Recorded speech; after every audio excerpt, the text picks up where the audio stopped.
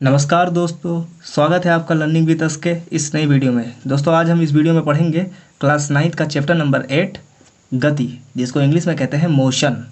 अब दोस्तों गति क्या होती है, चलिए जानते हैं इसके बारे में। दोस्तों मैं पहले आपको एक एग्जांपल से इसको समझाने की कोशिश करता हूँ, ठीक है। जैसे मान लीजिए आप यहाँ पे खड़े हैं, ठीक है, ये आप हैं, ठीक। और आपने इसको जब इस कार को देखा, ये कार है, ठीक है। तो आपने जब इस कार को 3:15 पे देखा तो ये यहाँ पे खड़ी थी, ठीक है। ये मान लीजिए ज़मीन पे खड़ी है यहीं पे, ठीक है। और आपने जब 2 मिनट के बाद में इसको देखा, 2 मिनट लेटर, ठीक है, 2 मिनट के बाद में आपने इसको देखा तो ये कार यहाँ पे आ गई। इसका अर्थ क्या हुआ दोस्तों, बताइए। जैसे आपने इस कार को 3:15 पे देखा, ये यहाँ पे खड़ी थी, यानी ये कार विराम अवस्था में थी, रुकी हुई थी, ठीक है। लेकिन जब आपने इसको 2 मिनट के बाद देखा तो ये कार यहाँ पे आ गई, यानी आपसे दूर चली गई, तो ये गतिमान अवस्था में हो गई। तो चलिए दोस्तों पढ़ते हैं ये क्या था एग्जाम्पल, मैंने क्यों दिया एग्जाम्पल। अब इसको पढ़ने से आपको ये एग्जाम्पल बिल्कुल क्लियर हो जाएगा। और दोस्तों इस चैप्टर को पढ़ने के लिए एक एक टॉपिक को बहुत ध्यान से पढ़ना पड़ेगा। दोस्तों एकदम बहुत ही आसानी से आपको ये चैप्टर पूरा क्लियर हो जाएगा। तो चलिए दोस्तों स्टार्ट करते हैं। दैनिक जीवन में हम कुछ वस्तुओं को विराम अवस्था में तथा कुछ वस्तुओं को गतिमान अवस्था में देखते हैं। यानी हम अपने दैनिक जीवन में कुछ ऐसी वस्तुएं होती हैं जिनको हम विराम अवस्था में तथा कुछ वस्तुओं को गतिमान अवस्था में, जैसे मैंने आपको ये एग्जाम्पल पहला दिया है। तो चलिए आगे देखते हैं। जैसे पक्षी उड़ते हैं, मछलियाँ तैरती हैं, रक्त का प्रवाह सिराओं और धमनियों में होता है। आपने देखा ही तो होगा दोस्तों एग्जाम्पल में, जैसे पक्षियाँ उड़ती हैं, ठीक है, मछलियाँ तैरती हैं, रक्त का प्रवाह हमारे सिराओं और धमनियों में होता है, तथा मोटर गाड़ियाँ चलती हैं। परमाणु, अणु, ग्रह, तारे और आकाशगंगाएं सभी गतिमान हैं, ठीक है। हम प्राय यह समझते हैं कि कोई वस्तु गतिमान में तभी है जब वह समय के साथ अपनी स्थिति को परिवर्तित करती है। दोस्तों ये लाइन बहुत ही इंपॉर्टेंट है, जब वह समय के साथ अपनी स्थिति को परिवर्तित करती है। मैंने आपको यहाँ पर क्यों एग्जांपल दिया था पहले, मैंने इसलिए बताया कि 3:15 पे एक कार यहाँ पे खड़ी थी, यानी विराम अवस्था में थी, लेकिन 2 मिनट के बाद यानी समय के साथ परिवर्तित हुई है इसकी स्थिति। इसकी स्थिति उस समय यहाँ पे थी, लेकिन 2 मिनट के बाद उसकी स्थिति यहाँ पे हो गई, ठीक है दोस्तों।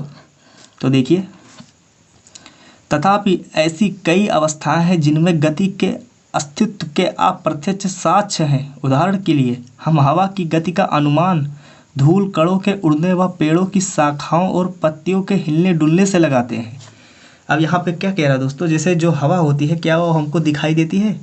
नहीं दिखाई देती ना, लेकिन फिर भी वो गतिमान होती है। कैसे? हमको तो दिखाई देती नहीं है, लेकिन हम कैसे उसका पता लगाते हैं? जब पेड़ की शाखाएं हिलती हैं या उसकी पत्तियां हिलती डुलती हैं, तभी तो पता चलता है कि हाँ हवा चल रही है, कितना तेज़ चल रही है, ठीक है दोस्तों। तो चलिए आगे बढ़ते हैं। सूर्योदय, सूर्यास्त एवं मौसम परिवर्तन की परिघटनाओं के क्या कारण हैं? यहाँ पे ये क्या कह रहा है दोस्तों, जैसे सूर्य जब उदय होता है सुबह सुबह और फिर शाम को सूर्यास्त हो जाता है, एवं मौसम में परिवर्तन जैसे ठंडी, गर्मी, बरसात, वसंत, ये सब मौसम क्यों परिवर्तित होते हैं, इसके क्या कारण हैं? तो चलिए जानते हैं। क्या यह पृथ्वी की गति के कारण है? अब दोस्तों ये बहुत ही इम्पोर्टेंट लाइन है। क्या यह पृथ्वी की गति के कारण है? अब सोचिए इसको, यदि यह सही है तो हम पृथ्वी की गति का अनुमान अप्रत्यक्ष रूप से क्यों नहीं लगाते हैं? अगर ये पृथ्वी की गति के कारण है तो हम पृथ्वी का गति का अनुमान क्यों नहीं लगा पाते? चलिए देखते हैं। किसी व्यक्ति के लिए एक वस्तु गतिशील प्रतीत हो सकती है। किसी व्यक्ति के लिए एक वस्तु गतिशील प्रतीत हो सकती है। यहाँ पे क्या कह रहा है, यदि किसी व्यक्ति के लिए है, जैसे कोई व्यक्ति खड़ा है तो उसके लिए कोई एक वस्तु गतिमान प्रतीत हो सकती है, जबकि दूसरे के लिए स्थिर। जैसे दोस्तों इसके लिए आपको अभी एक एग्जांपल मिलेगा, लेकिन मैं पहले ही एग्जांपल में आपको क्लियर कर दे रहा हूँ। जैसे आप ट्रेन में बैठे हैं, ठीक है, और आपके सापेक्ष मतलब ट्रेन के बाहर एक व्यक्ति खड़ा है स्टेशन पे, ठीक है, और आप ट्रेन में बैठे हैं, तो क्या जब ट्रेन चलती है तो आपको वो जो व्यक्ति खड़ा होता है स्टेशन पे वो आपको गतिमान होता दिखाई देता है? दोस्तों सोचिए ध्यान से, जैसे आप ट्रेन में बैठे हैं और वो व्यक्ति स्टेशन पे खड़ा है, तो जब आप उसको देखते हैं तो क्या वो गतिमान होता है? बताइए, गतिमान होता है ना दोस्तों। लगता है कि आप नहीं, वो व्यक्ति चल रहा है। जैसे आप इधर की ओर जा रहे हैं और व्यक्ति यहाँ पे खड़ा है, तो व्यक्ति इधर की ओर जाता हुआ प्रतीत होता है, ठीक है। लेकिन क्या आपने ये सोचा है कि अगर वो व्यक्ति यहाँ पे खड़ा है स्टेशन पे, तो क्या वो मुझे गतिमान प्रतीत होता देखता है? बताइए दोस्तों, सोचिए। जैसे आपने उसको गतिमान होता प्रतीत देखा, लेकिन आपको नहीं पता कि मैं गतिमान हूँ, लेकिन जब वो आपको देखता है तो उसे नहीं लगता कि मैं गतिमान हूँ, आप गतिमान हैं। तो यहाँ पर ये लाइन ये कह रहा है। फिर गति कर रही बस में यात्रियों के लिए सड़क के किनारे लगे पेड़ पौधे पीछे की ओर गतिमान प्रतीत होते हैं। दोस्तों मैंने आपको ट्रेन का एग्जांपल दिया, यहाँ पर बस का एग्जांपल दिया गया है। जैसे बस में यात्रियाँ बैठे होते हैं तो जो पेड़ पौधे होते हैं वो तो गतिमान होते हैं ना, एक्चुअल में गतिमान नहीं होते, आपको ऐसा प्रतीत होता है। गतिमान तो आप ही होते हैं, लेकिन पेड़ पौधे गतिमान आपको मतलब लगता है कि हाँ ये गतिमान है, ठीक है, पीछे की ओर गतिमान होते प्रतीत होते हैं। जबकि सड़क के किनारे खड़ा एक व्यक्ति बस के साथ यात्रियों को भी गति करते हुए पाता है। जैसे दोस्तों आप मान लीजिए, जैसे ये बस है, ठीक है, मान लीजिए आप बस है, ठीक है, और इसमें कुछ यात्री बैठे हुए हैं और बाहर एक व्यक्ति खड़ा हुआ है, ठीक है दोस्तों। तो ये तो गतिमान है बस, लेकिन जो बाहर खड़ा हुआ व्यक्ति देख रहा है वो उसको तो लग रहा है कि हाँ बस भी गतिमान है और आप भी गतिमान है। यहाँ पर ये लाइन कह रहा है, ये लाइन कह रहा है जबकि दूसरे के लिए यहाँ पर है, जबकि सड़क के किनारे खड़ा एक व्यक्ति, ये व्यक्ति जो है ये सड़क के किनारे मान लीजिए खड़ा है, ठीक है, साथ ही यात्रियों को भी गतिमान करते हुए पाता है। यानी जो व्यक्ति खड़ा है जब बस चलती है तो वो बस के साथ साथ यात्रियों को भी गतिमान होता प्रतीत होता है उसे, ठीक है। फिर आगे क्या कह रहा है, यद्यपि बस के अंदर बैठा हुआ एक यात्री अपने साथी यात्री को विराम अवस्था में पाता है। जैसे अब बस तो गतिमान है, इसको लग रहा है जो बाहर सड़क के किनारे खड़ा है, ठीक है, और इसको ये भी लग रहा है कि आप भी गतिमान हैं, ठीक है। लेकिन जो ये व्यक्ति है, जो बस के अंदर बैठे हुए दो व्यक्ति, क्या इनको लगता है कि हम दोनों गतिमान हैं? नहीं लगता है। जब ये इसको देखता है तो कहता है ये विराम अवस्था में, और जब ये इसको देखता है तो कहता है ये बैठा हुआ है, यानी गतिमान नहीं लगता। तो चलिए देखते हैं। अब दोस्तों ये अवलोकन क्या संकेत करते हैं, मतलब जो ये एग्जाम्पल है ये हमको क्या क्या संदेश देना चाहते हैं। एग्जाम्पल, बहुत सी गतियाँ जटिल होती हैं, कुछ वस्तुएं सीधी रेखा में तो कुछ वस्तुएं वृत्तीय पथ पर गतिमान होते हैं। जैसे दोस्तों जो पृथ्वी होता है वो सूर्य के चारों ओर परिक्रमा करता है, तो मतलब वो वृत्तीय गति है। लेकिन रेलगाड़ी जैसे पटरी पे चलती है तो वो एक सीधी रेखा में गति है। चलिए आगे पढ़ते हैं। तो कुछ वस्तुएं वृत्तीय पथ पर गतिमान हो सकती हैं, कुछ घूर्णन कर सकती है, मतलब घूमती ही रहती हैं केवल, ठीक है, एवं कुछ कंपन कर सकती है, यानी इधर गई तो फिर इधर भी आएंगी, इधर गई तो फिर इधर भी आएंगी, जैसे झूला, कंपन।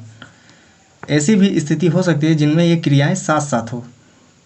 इस अध्याय में हम सबसे पहले सीधी रेखा में गतिमान वस्तुओं का वर्णन करेंगे, मतलब जो जैसे ट्रेन का एग्जाम्पल मैंने दिया कि ट्रेन जो सीधी रेखा में गतिमान होते हैं, पहले उसके बारे में पढ़ेंगे हम। मतलब सीधी रेखा में गतिमान वस्तुओं का वर्णन करेंगे इस अध्याय में। हम इस तरह की गति को साधारण समीकरणों और ग्राफों के माध्यम से व्यक्त करना भी सीखेंगे।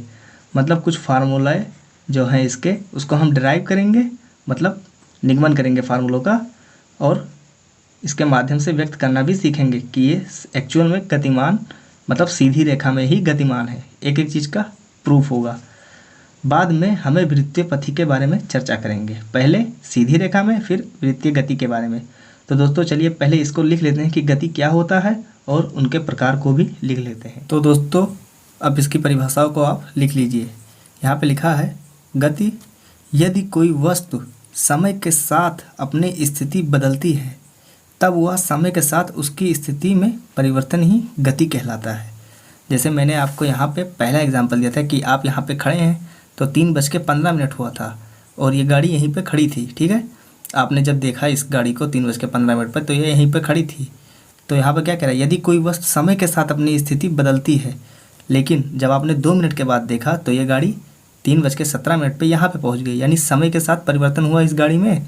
तो तब वह समय के साथ उसकी स्थिति में परिवर्तन ही गति कहलाता है।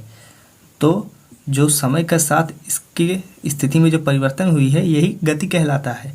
ठीक है दोस्तों, देखिए आप, यदि कोई वस्तु समय के साथ अपनी स्थिति बदलती है, तब वह समय के साथ उसकी स्थिति में दोस्तों हम बात करते हैं गति के प्रकार। गति के कितने प्रकार होते हैं, चलिए उसको भी लिख लेते हैं। गति 3 प्रकार के होते हैं।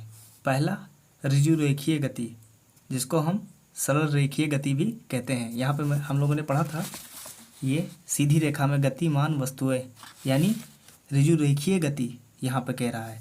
इसको इंग्लिश में कहते हैं रेक्टिलिनियर मोशन। दूसरा है हमारा वृत्तीय गति, इसको कहते हैं सर्कुलर मोशन। तीसरा है हमारा दोलन गति, इसको कहते हैं ऑक्सिलेटरी मोशन। अब दोस्तों ऋजु रेखीय गति क्या होता है, जैसे ट्रेन पटरी पे ही तो चलती है, तो एक मतलब सीधी रेखा में ही तो चलती है, तो वो सीधी रेखा में गति हुई वृत्तीय गति। पृथ्वी सूर्य के चारों ओर चक्कर लगाता है, तो ये वृत्तीय गति हुई। दोलन गति, जैसे झूला होता है तो जितनी दूर पीछे जाता है उतनी दूर ही आगे भी जाता है। ठीक है, तो ये दोलन गति हुई। तो दोस्तों मिलते हैं अगले वीडियो में।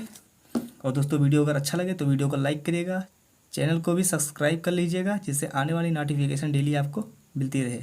तो दोस्तों मिलते हैं नेक्स्ट वीडियो में, तब तक के लिए धन्यवाद।